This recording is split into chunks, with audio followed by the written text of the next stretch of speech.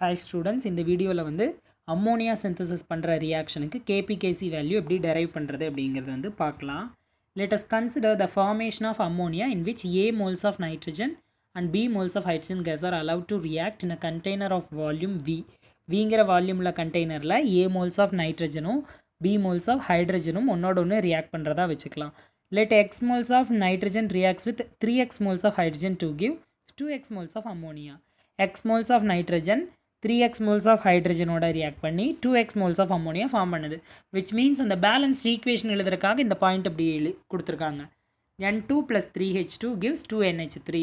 N2 gaseous state, H2 gaseous state, NH3 gaseous state. இது ஒரு homogeneous gaseous reversible reaction. Okay, இந்த ரியாக்ஷனில் பார்த்தீங்கன்னா அதே மாதிரி டேபிள் எழுதலாமா?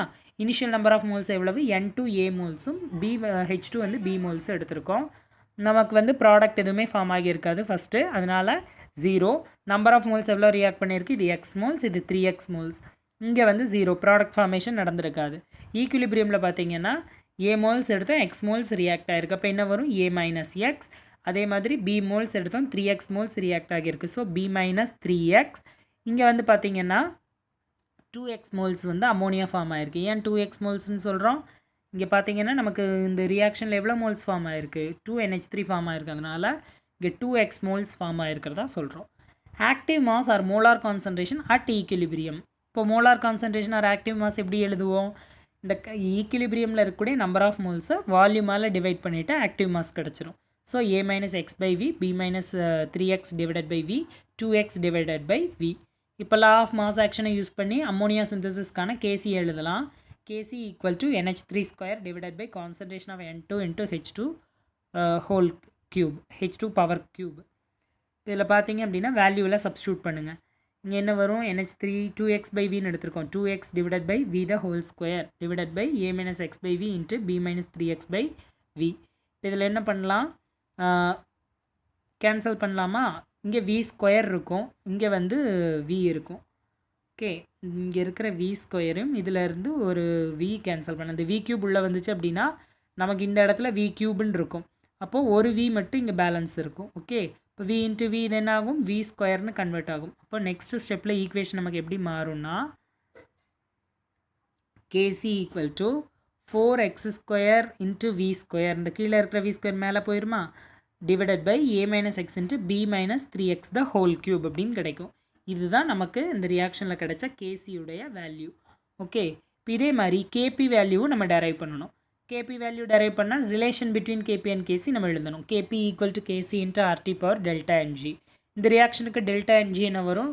Number of moles of products minus number of moles of reactants. Number of moles of product எவ்வளோ? 2 moles of NH3 form ஆயிருக்கு. So that is 2. Reactant side பார்த்தீங்கன்னா 1 mole of N2 and 3 moles of nitrogen, 3 moles of hydrogen. அப்போது 3 + 1 4 moles. அப்போ 2 - 4ன்னு வரும். அப்போது இங்கே delta NG எவ்வளோ கிடைக்கும்? -2 அப்படின்னு கிடைக்கும். இப்போது இந்த ஃபார்முலாவில் அப்ளை பண்ணலாமா? Kp equal to KC into RT power -2. Kp value தெரியாது, கேபி அப்படியே எழுதிக்கிறோம். கேசி வேல்யூ அப்ளை பண்ணுறோம். 4x square V square divided by A minus x into B minus 3x the whole cube into RT power delta என்ஜிக்கு பதிலாக இந்த -2 substitute பண்ணுறோம். Substitute பண்ணால் RT power -2ன்னு கிடைக்கும். Total number of moles at equilibrium. அப்போ ஈக்குலிபிரியமில் டோட்டலாக எவ்வளோ நம்பர் ஆஃப் மோல்ஸ் இருக்கும்? A minus x plus B minus 3x plus 2x. அது போட்டிங்கன்னா சிம்பிளிஃபை பண்ணுங்கள். -x மைனஸ் 3x சேர்ந்த எவ்வளோ வரும்? -4x ப்ளஸ் 2x மைனஸ் 2xன்னு கிடைக்கும். அப்போ ஈக்குவேஷன் என்ன கிடைக்கும்? A plus B minus 2x. இதுதான் n வேல்யூ. ஓகே, இப்போது கேபி வந்து சப்ஸ்டியூட் பண்ணலாமா? KP equal to 4x square v square divided by A minus x into B minus 3x the whole cube into PV by n. PV by n ஏன் போட்டிருக்கோம்? RTக்கு பதிலாக அது substitute பண்ணியிருக்கோம். Power delta NG வருமா, அதுக்கு பதிலாக -2ன்னு substitute பண்ணுறோம். Substitute பண்ணியாச்சு. இப்போ ஈக்குவேஷனை வந்து சிம்பிளிஃபை பண்ணணும். சிம்பிளிஃபை பண்ணலாமா? ஓகே, நெக்ஸ்ட் ஸ்டெப்பில் இங்கே இருக்கிற இந்த -2 வந்து +2 மாற்றி எழுதுறதுக்காக இங்கே இருக்கக்கூடிய நியூமரேட்டர் டினாமினேட்டரை சேஞ்ச் பண்ணி எழுதியிருக்கோம். இப்போ என்ன வரும்? PV by nக்கு பதிலாக n by PV. அப்போ இந்த -2 என்னவா சேஞ்ச் ஆயிரும்? +2 சேஞ்ச் ஆயிரும். ஓகே, n வேல்யூ எவ்வளவு? n வேல்யூ இங்கே கண்டுபிடிச்சி வச்சுருக்கோம். A + B - 2x அப்படிங்கிறது, அந்த வேல்யூ இங்கே சப்ஸ்டியூட் பண்ணுறோம். A + B - 2x divided by V அப்படின்னு. இந்த ஸ்கொயரை உள்ளே கொண்டு வந்தோன்னா நமக்கு என்ன ஆகும், ஈக்குவேஷன் எப்படி கன்வெர்ட் ஆகும், பி ஸ்கொயர் வி ஸ்கொயர்னு கன்வெர்ட் ஆகும். P square into V square, இங்கே மேலே வந்து ஏ ப்ளஸ் பி மைனஸ் 2x தான் ஹோல் ஸ்கொயர்னு ஆகும். இப்போ இங்கே ஒரு வி ஸ்கொயர் இருக்கும், இங்கே ஒரு வி ஸ்கொயர் வரும். வி ஸ்கொயர் கேன்சல் பண்ணிக்கலாம். கேன்சல் பண்ணிவிட்டால் ரிமைனிங் என்ன இருக்கும், KP value KP equal to 4x square into A plus B minus 2x the whole square divided by B square into A minus x into B minus 3x the whole cube. இதுதான் வந்து இந்த ரியாக்ஷனுக்கான KP value. இப்போ இதை base பண்ணி ஒரு solved problem கொடுத்துருக்காங்க, பார்க்கலாம். The equilibrium concentration of NH3 N2 and H2R, NH3 N2 H2 இந்த மூணுத்துக்கும் ஈக்விலிபிரியம் கான்சன்ட்ரேஷன் கொடுத்துருக்காங்க. 1.8 into 10 power minus 2 mole, 1.2 into 10 power minus 2 mole, 3 into 10 power minus 2 mole respectively. Calculate the equilibrium constant for the formation of NH3 from N2 and H2. Hint, M is equal to mole per liter. இங்கே மோல்ஸ்ன்னு கொடுத்துருக்காங்கல்ல, அதுக்கு meaning என்ன, mole per liter யூனிட்டில் எடுத்துக்க சொல்லியிருக்காங்க. Okay, இப்போது solution பார்க்கலாமா. Given data நம்ம கொடுத்துருக்கிற கான்சன்ட்ரேஷனில் எழுதிட்டோம், கேசி வேல்யூ கேட்டிருக்காங்க. ரியாக்ஷன் எழுதலாமா, N2 plus 3H2 gives 2 NH3. கேசி வேல்யூ எழுதுங்க, NH3 square divided by N2 into H2 whole cube அப்படின்னு வரும். வேல்யூஸ் எல்லாம் சப்ஸ்டியூட் பண்ணுங்கள். 1.8 into 10 power minus 2 into 1.8 into 10 power minus 2 divided by 1.2 into 10 power minus 2 into அது H2 whole க்யூபுங்கனால அது 3 time எழுதியிருக்கோம். 3 into 10 power minus 2 the whole க்யூபை பிரித்து எழுதியிருக்கேன். இதை சிம்பிளிஃபை பண்ணிங்க அப்படின்னா நமக்கு ஆன்சர் எவ்வளோ கிடைக்கும், 1 into 10 cube litre square per mole power mole square அப்படின்னு கிடைக்கும். ஓகே, இல்லைனா லிட்டர் ஸ்கொயர் மோல் மைனஸ் 2ன்னு எழுதலாம். இதுதான் ஆன்சர். இன்னொரு சம் கொடுத்துருக்காங்க. The equilibrium constant 298 kelvin for a reaction is 100. 298 கெல்வினில் ஒரு ரியாக்ஷனோட ஈக்விலிபிரியம் கான்ஸ்டன்ட் வந்து 100ன்னு வச்சுக்க சொல்லியிருக்காங்க. ரியாக்ஷனும் கொடுத்துருக்காங்க, A plus B gives C plus D. If the initial concentration of all the 4 species is 1 mole, the equilibrium concentration of D in mole per liter will be. அதாவது வந்து initial concentration of 4 ஸ்பீஷஸும் 1 மோலாக இருந்தால் equilibrium concentration D வந்து mole per லிட்டரில் எவ்வளவா இருக்குன்னு கேட்டிருக்காங்க. இப்போ 4னுடைய கான்சன்ட்ரேஷனும் 1 மோல்னு சொல்லிட்டாங்க, கேசி value 100ன்னு கொடுத்துட்டாங்க, டியோட கான்சன்ட்ரேஷன் மட்டும் கேட்டிருக்கிறாங்க. Okay, at ஈக்விலிபிரியமில்.